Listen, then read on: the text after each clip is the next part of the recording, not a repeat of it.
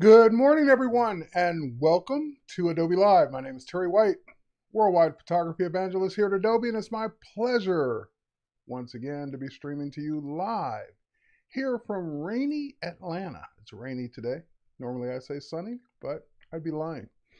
So if this is your first time joining us live on a Friday, this is something we do. We try to do every Friday. We do masterclass sessions from the various Adobe evangelists touting their various disciplines. So you'll see graphic design, you'll see photography, you'll see digital audio and video, you'll see digital painting and drawing, and Adobe Express. And those are the ones we currently run every Friday whenever we're working, whenever we get a chance, whenever we're not traveling. And even if we're traveling, I think we still do replays.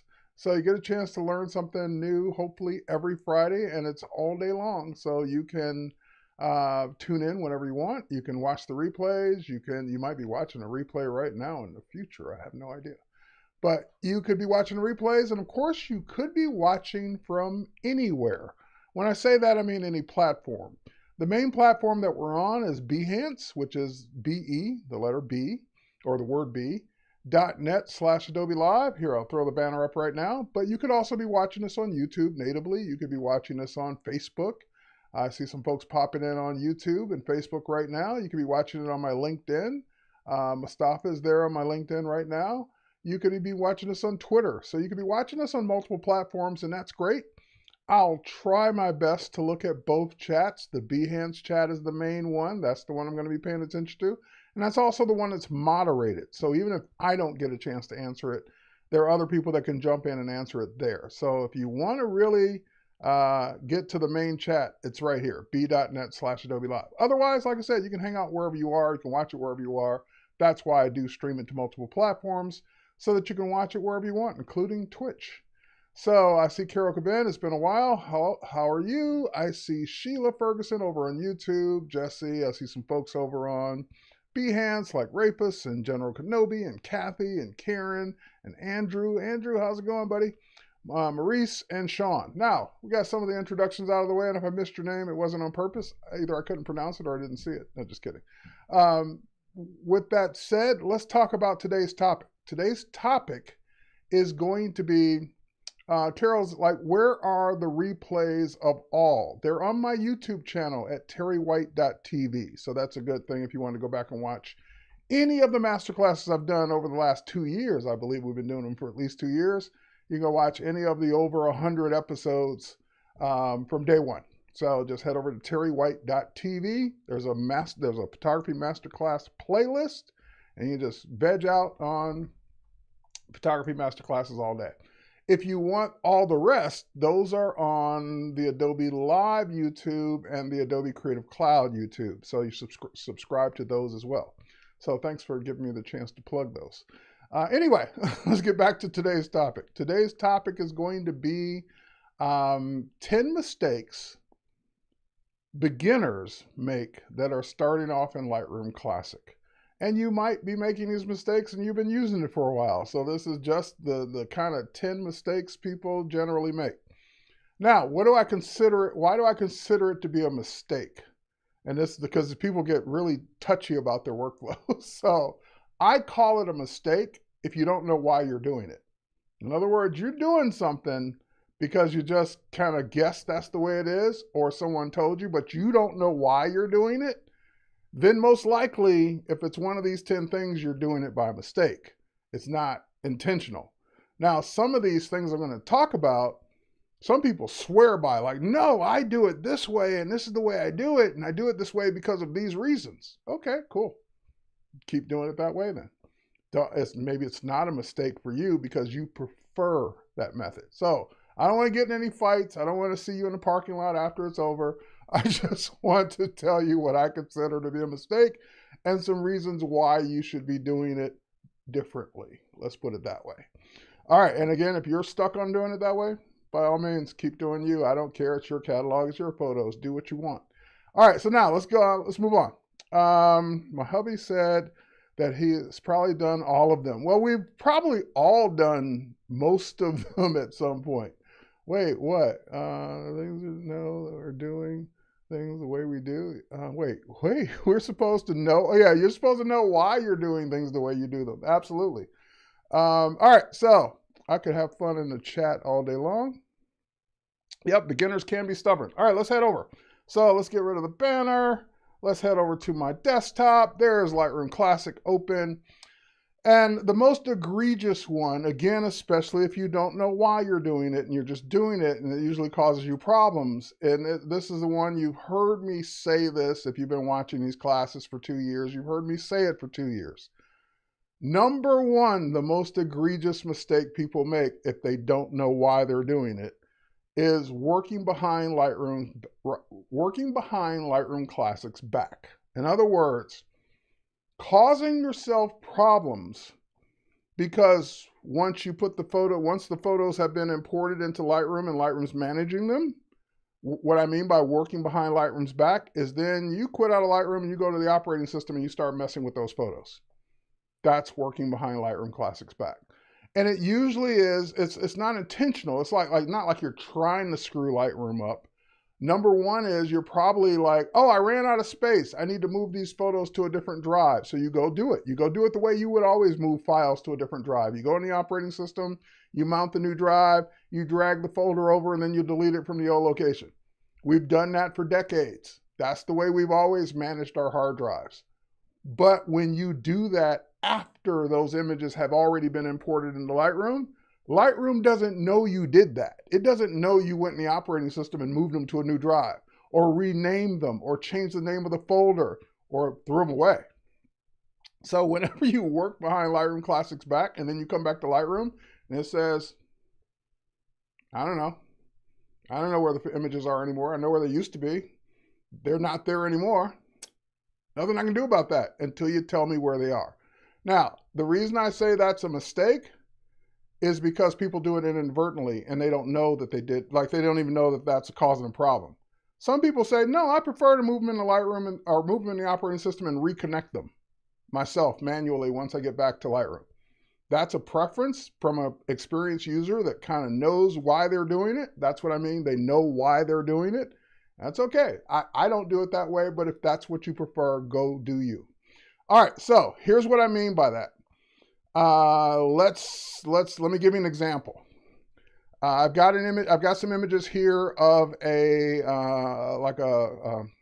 audio console. Let's call that an audio board, a music board, mixer board. Let's call it a mixer board. And I see that the name of this file is APC0113. And oh, no, this should be the mixer board. That's what I know it as. So I don't even know where it is in the operating system. Let's go tell it to show it to us. So, okay, show me this in the operating system. There it is. APC0113. And I'm like, Lightroom's not even, let's pretend Lightroom's not even open right now. Let's go ahead and hide others. Lightroom's not even open right now. And I just go in the operating system one day and I say, oh, no, that's the mixer board. Yeah, that's what that is. I know it moved down in alphabetical order, so it's probably down here in the M's now. Okay, great. I have done that. I have gone behind Lightroom's back and I have changed the name of that photo. Now, when I relaunch Lightroom and I go back into Lightroom one day, Lightroom is not going to know that that photo is been renamed. So it doesn't know that it's got a new name now. And what does it think it is? It thinks it's missing because it's looking for APC0113 or whatever the name was. And it says, okay, I can't do anything with it. You can't. So, and by the way, in a missing state, especially if you haven't built smart previews. Here, let's jump out. Let's go back. Make sure I got the right one. That is the one that's missing. Typically, that's even let me do it now. But typically, maybe I built a smart preview, I don't know. But typically, it won't let you do anything. It won't let you edit the photo. It won't let you export the photo. It won't let you do anything with the photo because it doesn't know where it is as long as it says it's missing. Now, it just proved me a liar. It did let me edit that one. But normally it won't. Okay, so how would I fix this? How would I fix this missing photo? And by the one to the right of it, this is what it looks like when it knows where the photo is. So that one says original photo. This one says photo is missing. So whichever one is missing, it's because you either A, did one of four things. You moved the image to a different folder in the operating system. You renamed it, which is the one we did. You renamed the photo. You renamed the folder that the photo was in, or moved the folder, either one, move the folder or rename the folder that it was in. Even though you didn't change the name of the image, you changed the name of the folder or you moved the whole folder to a different place. And lastly, you deleted the photo. And if you deleted it, then you got a bigger problem because there's nothing I can do. So if you are working behind Lightroom's back and you don't know why you're doing that, stop doing that. Don't do that anymore, because it's going to cause you these issues. Now, if I want to reconnect that photo, I can click on the photo is missing and I can go locate it. And I can go try and find, if I know what I oh yeah, I remember I renamed that photo mixer board. I don't know, is it in here somewhere? Let's do it by name. There it is, mixer board DNG, and I reconnected in Lightroom. Yep, confirm. And now it knows, oh, you mean that one that's now called mixer board. And if I get out of this and go back in, it should say original photo. It does, and it no longer thinks it's missing. Cool. I knew what I was doing. I went in the operating system and renamed it. I know that's going to break Lightroom. I came back and resolved it by relinking to the new location. That's an experienced user that knows why they did it, and they were able to fix it. The problem is most new users don't know that they did that, and they don't know that it broke Lightroom, and they don't know how to fix it. So how can I avoid that going forward? I don't even want to run into that problem anymore. Stop doing it in the operating system. You know when you can do it in the operating system? You know when you can rename things, move them to a different drive, change the name of the folder, change the name of the images, do anything, delete, do anything you want before you bring them into Lightroom. When you copy them off your card and you drag them to your operating system to a drive you want to put them in, and you go manage them any way you want, and you haven't brought them into Lightroom yet, have at it. Go do all that in the operating system first. Then, when you drag that folder into Lightroom to import them all in, or add them to Lightroom, I should say, then stop doing it in the operating system, because you've made the decision, from now on, I'm going to let Lightroom Classic manage them. So, up front, okay to do it in the operating system. Once they're in Lightroom Classic, stop doing it in the operating system. So how would I have done that differently? I could have gone to the actual photo right here in the file name. I could go ahead and call this mixer board. Now I already have one called mixer board, so I'll make this one mixer board number 2. And I've renamed it mixer board number 2 in the operating system. It now says mixer board number 2 for the image name. And guess what? If I go to the operating system, it's renamed it mixer board number 2. So I don't have to do it in the operating system, breaking Lightroom and reconnecting it. I can just do it in Lightroom. And it's going to do it in the operating system anyway. You can change the name of a folder. You can change the name of an image. You can move an image from one folder to another. You can move a whole folder from one drive to another. You can do all of that in Lightroom Classic and never touch the operating system again. So that is the first number one mistake. Now, let's say I don't want to do them one by one. I want to do a bunch. So let's select all the mixer boards. Let's go ahead and go to our library menu and rename photos. There's even a command to do it when you want to do a bunch of them. So if you don't want to do just one, go to the rename photo and call this one mixer board. I'm going to start the number 3 because we already have 1 and 2. And by the way, I use a 4. There's a reason, by the way, that I always rename things with a 4-digit number instead of just 1, 2, or 3, or single digit, because I've noticed that sometimes when you're searching, like you want number 10. I want mixer board number 10. And if you didn't have the preceding zeros, it'll find 10. it'll find 100, it'll find 1000, it'll find everything with a 10 in it. So if I'm looking for mixer board 0003, there's only one of those.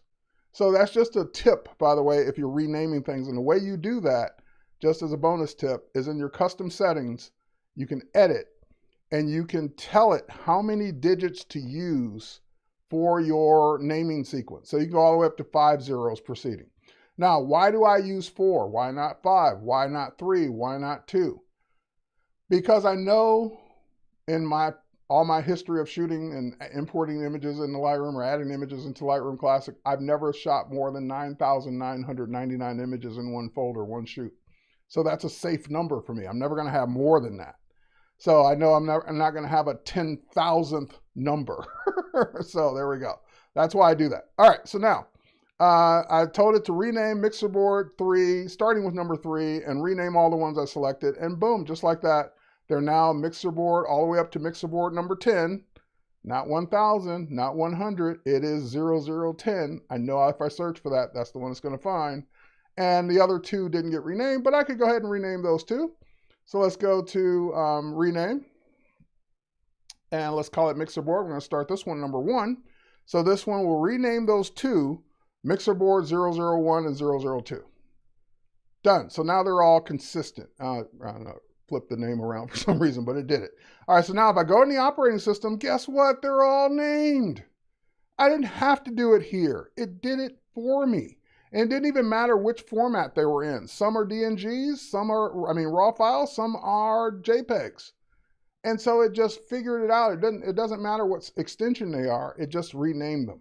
So do all that kind of management work in Lightroom Classic, not in the operating system. Now let's take it up a notch. Let's say I want to move those 10 from wherever they're located to a new folder, on a new drive, on a new whatever, because that's typically what happens to people. I can select those 10.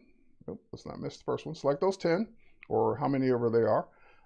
And then I can go to my folders tab, which will have all my drives.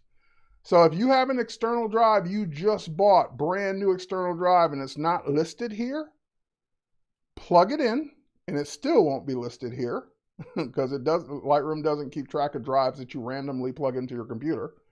When you're ready to add images to that new, brand new hard drive and you're ready to offload some of this other stuff, let me see if I have a hard drive handy. Hang on, I think I got one handy. Because then it's easier for me to show you rather than talk you through and have you imagine. So hang on, I think I got one here. I should have like a SSD in my backpack somewhere. Hold on. Talk amongst yourselves while I do that. I should have one in this bag. Yep, I feel some stuff down here. Those are card readers. Oh, there's all kinds of stuff. I'm finding everything but a drive. Hang on. I haven't given up. I found it. Here's the drive. And is this a cable for it? Awesome. So here's a I don't know, SSD drive. I don't even know what size it is anymore. Let's plug it in. So USB-C, and I think I got a USB-C port here on my computer. Let's go ahead and plug this in. If I can reach it. All right, plugged in. Okay, and I'm just waiting for it to pop up on my desktop so I know it's plugged in. Yes, allow the accessory to connect.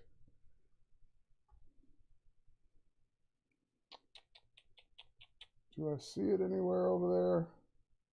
There it is. All right, I see.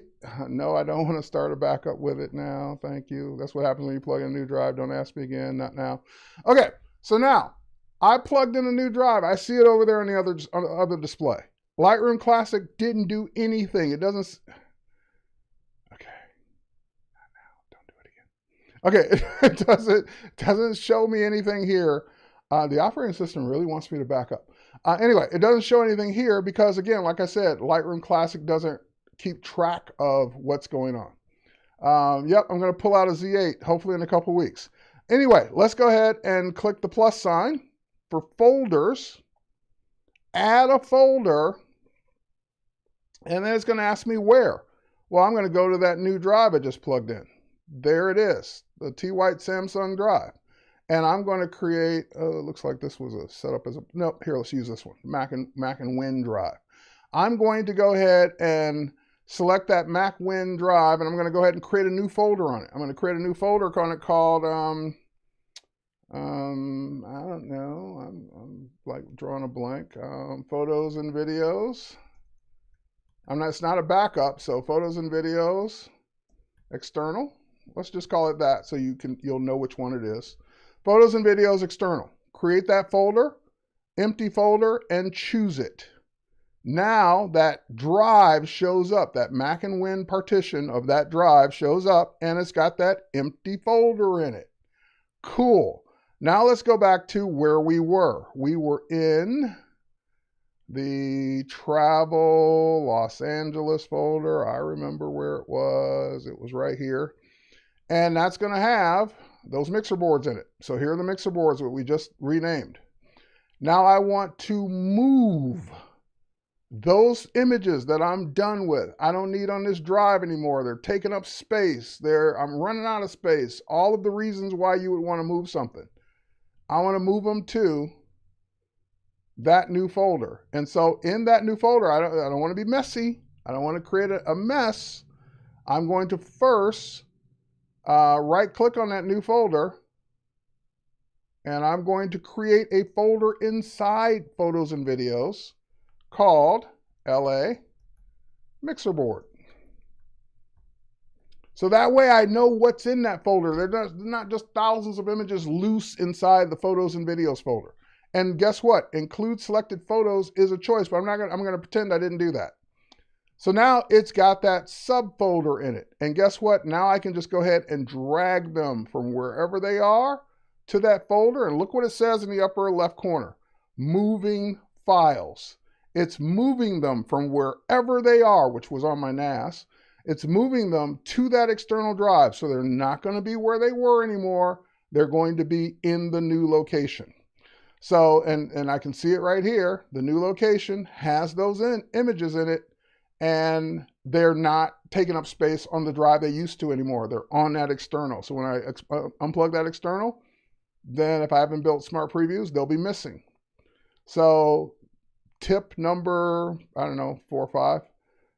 If you know that's an external drive and you may not always have it connected while you're at it, while you've got that drive connected, oh, hold on, what did I just do? I think I clicked the little map icon by mistake.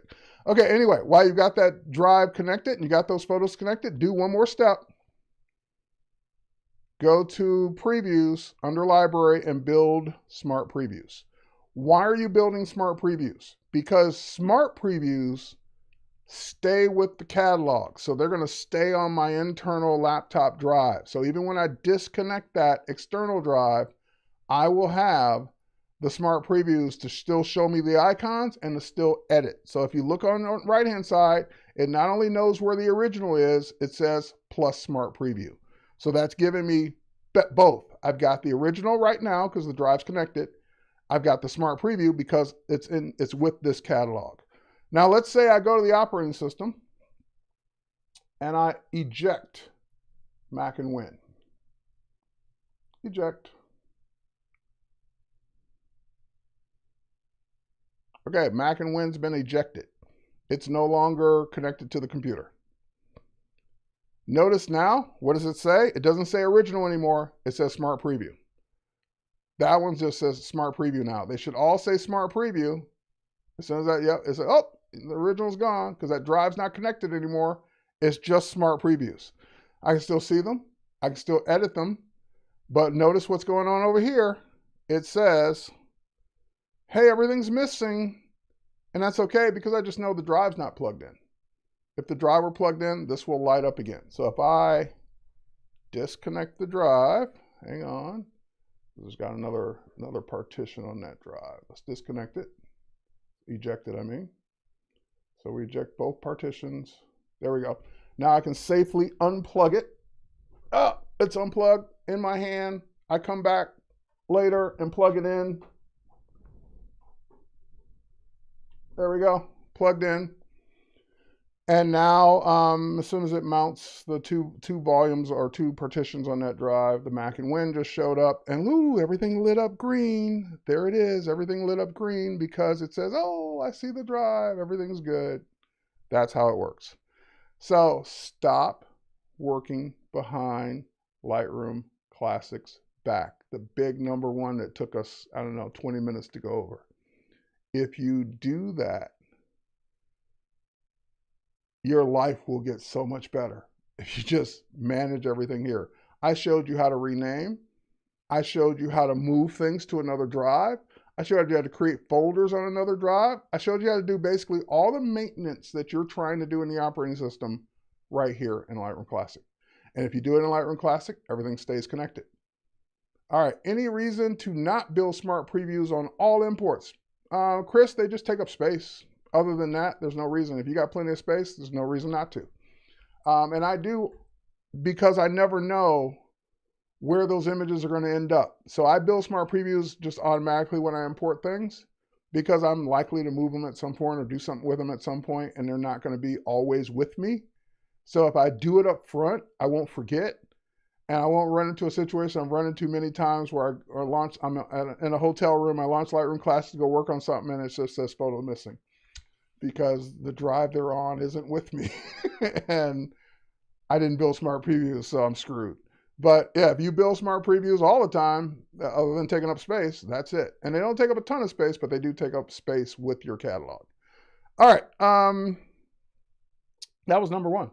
Number two, and I still am surprised that this is a thing, but I guess it is a thing if you're new because you just don't know. We just went over a whole thing about where your photos are. But I still take for granted that everyone knows where their catalog is. Does that make sense? Because your catalog is a separate thing. It's not your photos. So where is this catalog called TWP? I never scroll up high enough. Hang on. I always cut it off.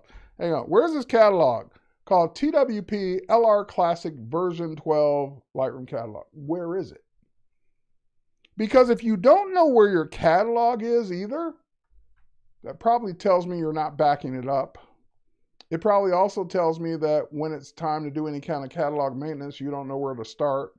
It also tells me that it's likely your catalog might be missing or run into a problem later on because you don't know where it is. So you should know where your catalog is.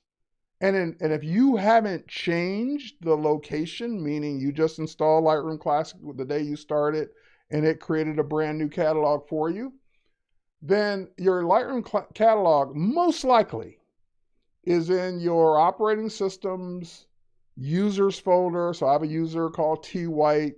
It's in the pictures folder in that users folder, and it's in a folder with everything else that the catalog needs, including those smart previews.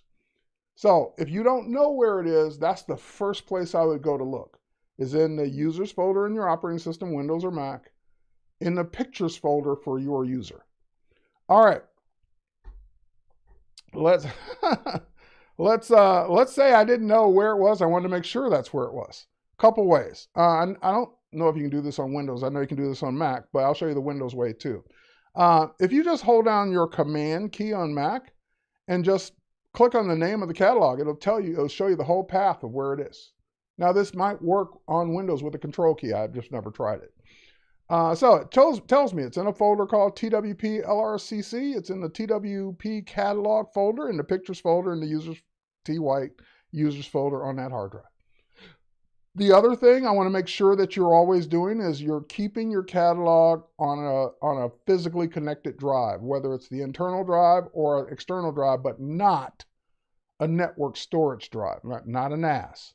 Your catalog needs to be local, whether it's internal or external. It needs to be local, plugged into your computer or inside your computer, because we don't recommend you try and run catalogs off a network. Okay, so now that I know where it is and I verify, how would I have found it if I couldn't do that command trick? If you go to your Lightroom catalog settings under your settings area, and guess what? It has a show me button. Look at that. The team even figured out that you might want to know someday. So they put a show me button in and it just shows you exactly where it is. Now it shows me the folder that's got my whole catalog in it, and it's in another subfolder called TWP catalog.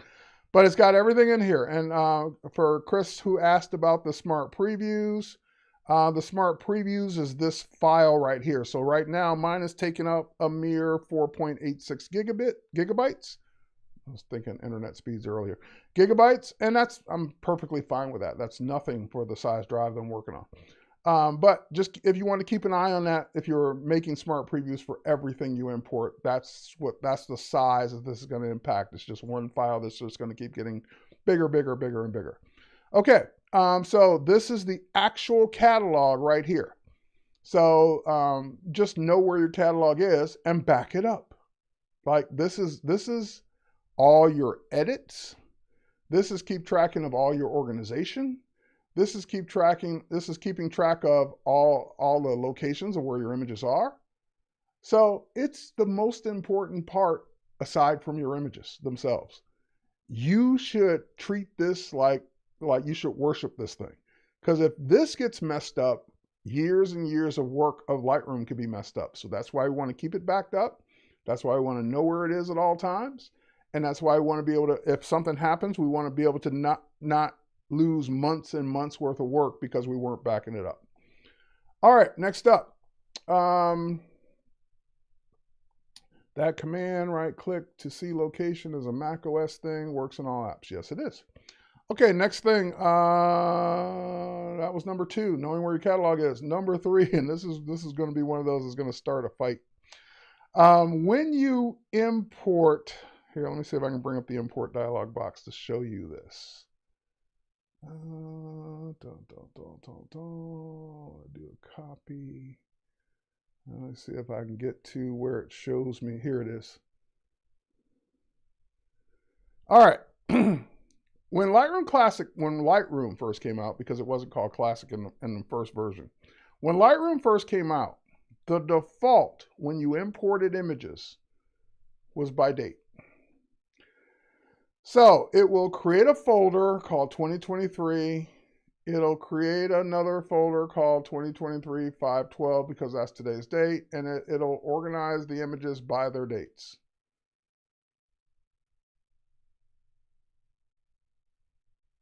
Why? Why are you organizing by date? I'm going to prove to you why this is not a good idea. Go to your June 29th, 2019 folder, and without opening it, tell me what's in it. Exactly. I have no clue what I did 3 days ago, let alone 3 years ago, by date. Unless that date was significant, unless it was a birthday, anniversary, or something significant, that the date means something, I have no clue what, 5 days from now, what's in the 512 folder. I will never know. Who is this helping? I really want to sit down with the date people and say, why does date matter in the organization? Now, I understand, file dates and all that. And by the way, the dates are in the files. So I really don't understand this at all, ever. I never have. So even though this used to be the default, I would always switch it to install and import them into one folder and then into a subfolder, and I would actually name the folder. So the reason that this one popped up on my list today is I was watching a YouTube video of someone who was showing how to organize images in Lightroom Classic on a network storage device. And I was curious to see their method. And the minute he said date, and he showed his example, that's why I knew the 2019 June 29th date, because it's fresh in my mind. When he opened the folder, I saw pictures from Arizona. And I'm like, why wouldn't you just call the folder Arizona? I don't know. Like maybe June 29th means something to you, but stop doing it by date unless you've got some incredible, great reason for doing it by date. And even if you say, well, Terry, I kind of like to know what I shot in 2019 and 2020 and whatever, then organize those in collections. You can even create a smart collection that will organize them for you by date once they're in. But why the folders are by date boggles my mind. I just don't get it. I never will. Because that's the way the computer would care, and it doesn't care. It doesn't care what you name the folder. So you're not helping the computer, and you're definitely not helping yourself. Stop doing that. And if you got a great reason, put it in the chat. I'd love to hear what it is. So anyway, let's move on. And I'll give you my example. So let's twirl up some of these folders. And if I go down to my collections, I've got, all the way down here, I've got some smart collections. Actually, I think they're in my smart collections folder, maybe. Nope, they're down there. Okay, I've got some collections that are smart collections by a year. Because like I said, I want to know, these are smart collections that build automatically, not just every photo I took in that year, but only my edits. So if it's a PSD, a TIFF, it's got, in other words, it's a file that I took into Photoshop and edited and came back, usually a portrait retouch.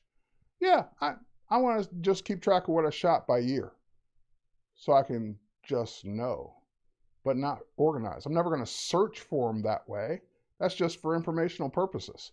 So if I go all the way down to my, I haven't even created one for 2023 yet, but if I go down to my 2022 folder, okay, I edited 1,015 photos last year, and I can twirl it down and see which ones they are. Cool. That's it. That's the only reason I would do that. But I never would name the folders by the dates because I'm never looking for images by date. That's just kind of a curiosity thing. And like I said, I haven't even done it for 2023 yet because it's not that big of a deal. So if I show you my folder structure to where I can always find what I'm looking for, even if I never keyworded a single thing, on my network storage device, I've got a folder called Terry White Photography, and in that folder are all the different subfolders for the kinds of things I shoot. So if I go to my portraits folder and I'm looking for a portrait from, I don't know, Amber, I'm going to see Amber's folder, and I'm going to see her subfolders for all the different shoots I did with Amber. Not July 17th, 2015, which I would have no clue what that means. But if I'm looking for it, guess what? I didn't keyword any photos named Amber. I didn't do anything extra, but I bet I can find all the Amber photos because they're in the Amber folder. It's that simple. Name the folder something meaningful to you. Now for travel, you might have a situation, for example, if I get out of portraits where it's not a person's name, it's a location. So for example, I've been to Iceland twice. So I have an Iceland 2016 folder and I have an Iceland 2017 folder. That makes sense to me because I want to see the ones from each year. That's it. And by the way, if I'm looking for my Iceland pictures, guess what? I know that if I select both folders, that's going to show me every Iceland shot I've ever taken because they're not anywhere else. They're only going to be in the Iceland folder. So they're all here. All of them, all 4,000 or 3,700 of them, they're all here. I don't have to keyword. I don't have to look for them in a specific folder. I don't have to find them any other way because the folder name makes sense. And if I'm looking for a particular year, then I just click on that year and it narrows it down to just the ones I took that year. That's it. So that's as far as a date as I go. If I went to a place more than once, then I add the year on the end of the name of the folder. But I don't put April 4th, 2010. What does that mean? Okay, we beat up the date thing enough. Next. Here's one I caught myself doing the other day. Remember I showed you where your catalog is and I talked about backing it up? Well, Lightroom, I have Lightroom set to back up my catalog, and here, let me show you how I do that. Back up my catalog automatically. Catalog settings, I think it's in here. Back up the catalog once a week when exiting Lightroom. So that means it will not just make a copy of the catalog, but more importantly, because you can do that with all your backup software. What this does that the other backup software won't do is it checks the integrity of the catalog before it makes the backup. So it checks the integrity, compresses the copy, and then spits it out wherever you tell it to. So I highly recommend that you back up your catalog using this method, even if you're backing it up other ways. Now, the third bad habit, are we on number 3? No, we're on number 4. Or no, we're on number 5. I skipped number 4. We're going to go back to number 4 in a minute. So number 5,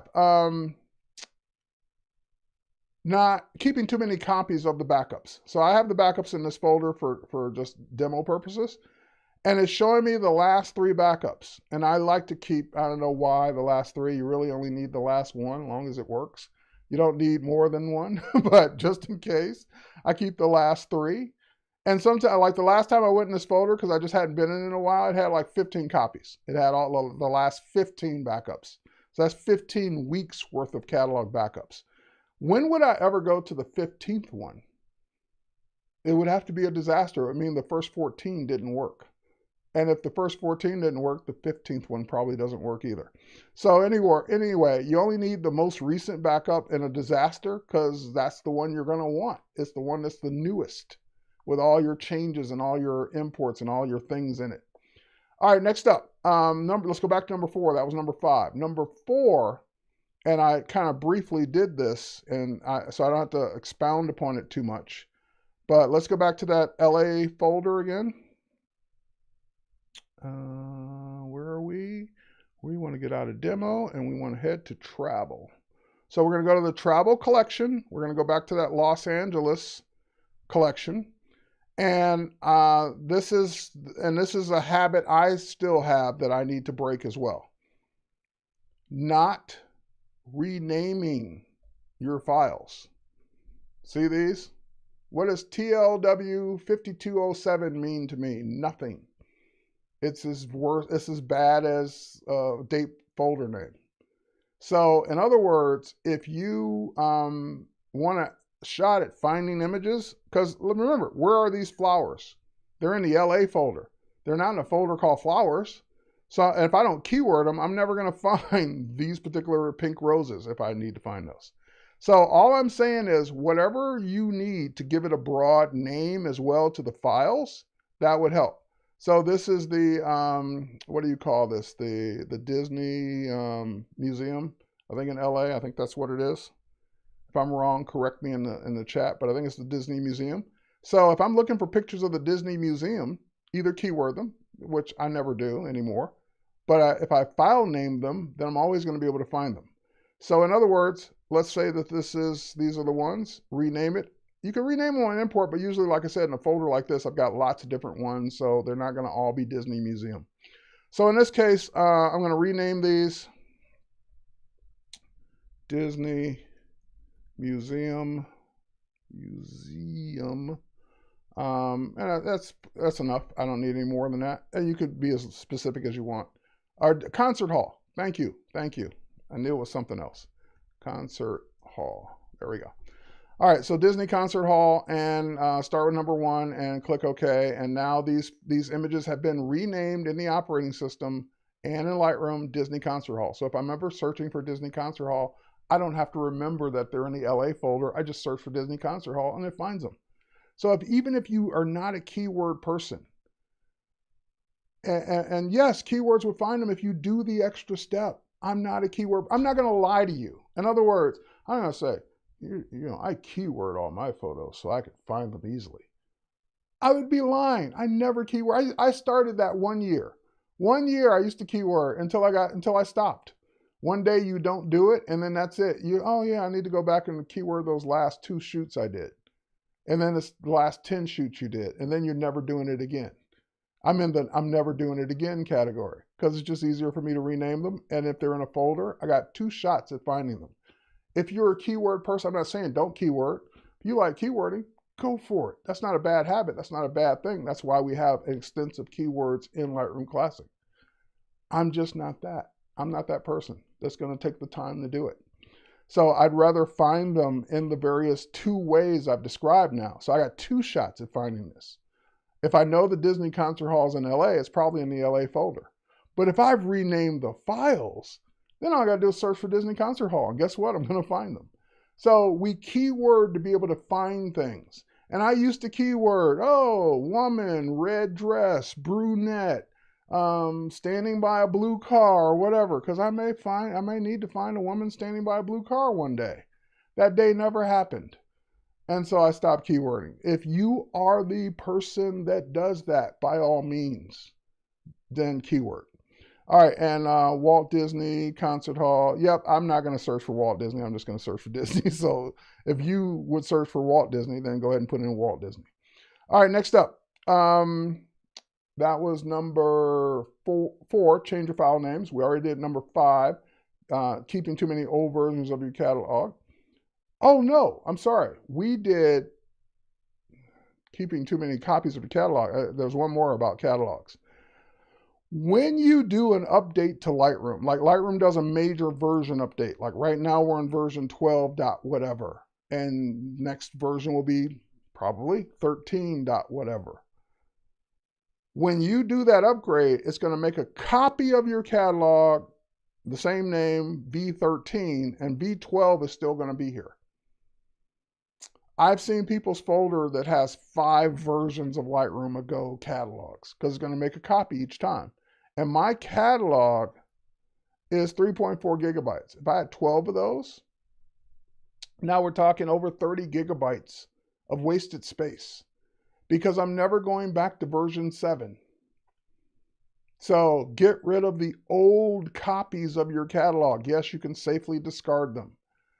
Put them in the trash or recycling bin for a while if you're still scared, and then empty it 6 months later, whatever it takes for you to be okay with it.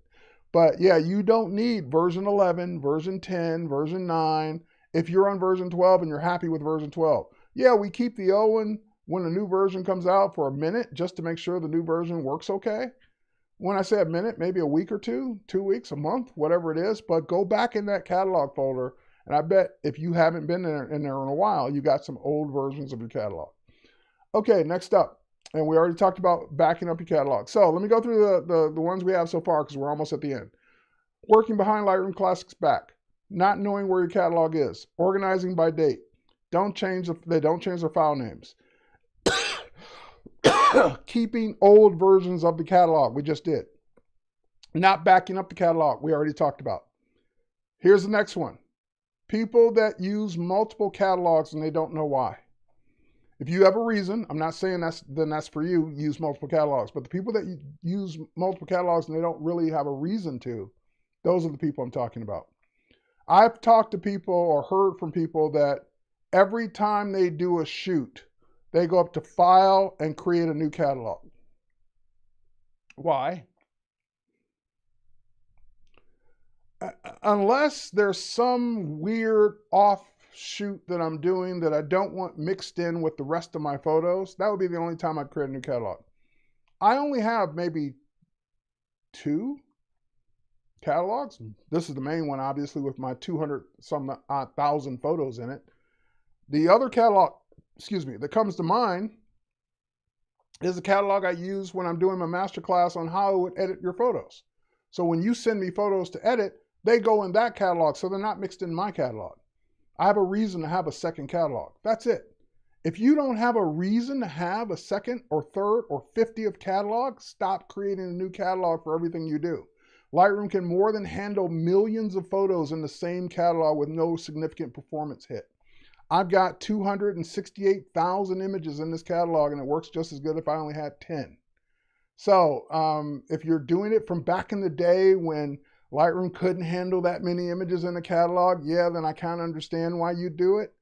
But there's no reason not to. If you're doing different clients, you can have a collection for each client, a folder for each client. You can have you can organize by collections for anything. So there's no reason to not have those images in the same catalog. All right, I'm going to leave it there. If you got a reason, fine, do it. And by the way, if you want to sync images to your mobile devices, Lightroom can only sync from one catalog at a time. So if you want to have your second catalog sync, you got to turn off syncing in your first catalog. That was the main reason I switched back in the day when I switched to one catalog. All right, next. Not using collections. That's the other big one. So notice that I was able to quickly go down to a travel set of collections, travel collection set, and then I can go click on, for example, Hong Kong and see my Hong Kong photos because, and these are not all the ones I took in Hong Kong. These are my favorites from Hong Kong. And I have collections for everything I do. So I could go down to my TWP collection set, and if I wanted to look at my my aerial photography work, aerial and automotive, I have 24 photos of what I consider my best aerial and automotive work. These are from different folders, from different shoots, from different days, from different everything. And so this is I couldn't possibly manage this in folders because there would be a folder for this air show. There would be a folder for this car shoot. There would be a folder for this car museum. But with a collection, I could have all my best ones, favorite ones, whatever ones in one spot to be able to show, to manage, to export, to print, to sync, whatever it is. And I have collections of what's important. So stop managing or stop using folders for everything. Folders are where your images are. Collections are where you manage organization. It's how you keep things the way you want to look at them. You can have a million collections for different things that you want to do. And the same photo can be in multiple collections. And if you edit that photo in one collection, it's edited in all the collections. All right, next up. This is a kind of a time saver one. If you're not working in solo mode in the develop module. So for example, if I were to, here, let's go find one of these. There we go. If I wanted to edit this photo, and you notice that I'm in the basic panel, and all the other panels are closed. So if I go to detail panel, then it closes basic. That's solo mode. The way you get to solo mode is to right click on any one of these, and you can just enable solo mode. So all that means is that instead of you scrolling a long develop panel of all the different ones open, you can only work on one at a time. So why not have it in solo mode to just show you the one you're working in? I can't work in details and basic at the same time. So why do I need them showing both at the same time? All right, so solo mode for the win. All right, last but not least, this goes back to the, hang on, let's go back to the LA ones. Scroll back up, Los Angeles, not 7/15/2010. It actually says Los Angeles. Oh my God. All right, anyway, let's go back to the Los Angeles ones. And in my Los Angeles ones, I've gone ahead and marked some, I've marked some bad photos. So in other words, some photos that are slightly out of focus or I'm never going to use, I've rejected them. Now I'm going to go to where they are in the folder in the operating system. So show me the folder in the folder in Lightroom Classic. So show me the folder that they're in. And they're in oh my God, they're in the Los Angeles folder, not a, what date was this? Not a April 23, 2016 folder. They're not in a folder called that. They're in a folder called Los Angeles. Imagine that. Anyway, the 10th thing is wimping out when it comes to bad photos. And what I mean by wimping out, you're a photographer. You were hired to do a job. You were hired because they thought your work was great. They thought you were good. They trust you to make decisions that are appropriate. I don't want to show a client a bad photo because I think they might want to see it. Why would I show it to them if I know it's bad? So when you mark a reject and you do the Command Delete on Mac or PC Control Backspace, and you get this dialog box that pops up and says, you marked 3 bad photos. Do you just want to simply remove them from Lightroom? I lost all respect for you if you click that button. Because what you're really saying is I'm not sure of myself. I don't want to delete them. I just want to keep them in the folder just in case. They'll disappear out of Lightroom. I'll never see them again. I'll never go back to them again. but I still got them just in case. And unless you're contractually obligated to keep every frame you snapped, delete them. I wish the Lightroom team would make the delete the default. There's never a time, unless I'm doing some kind of testing, where I just want to get them out of Lightroom, but I want to keep them in a folder just in case. Because we always go back to that folder to look at the ones that were bad someday. Okay, stop doing this too. Hit delete. Yep, I want to permanently delete these files off my NAS. They were bad. I wouldn't have marked them bad if they weren't bad. And by the way, that's what I mean by having confidence. If they're not bad, then don't mark them as a reject. If they're a maybe I can fix them someday with some new, sharpening technology that might come out and I would really like them, then don't mark them as a reject. A reject is a reject. It means it's so bad that you don't want to keep it anymore. You're never going to use it. I should say that. It's so bad you're never going to use it. If you're never going to use it, why are you holding on to the space that it takes up? So don't wimp out. Delete the photos. Those are my 10 mistakes that new Lightroom Classic users make. Stop holding on to photos you're never going to use. All right. Hopefully you got something out of this today. Hopefully you enjoyed the jokes. Those are the ones I have. Sorry, I don't have any better ones. And hopefully this made you think about your workflow and what you're doing and what you could do differently. And if you got reasons for doing it all the things I told you don't do, then have at it. Cheers, everyone. Thanks for watching. Stay tuned for the Creative Challenge.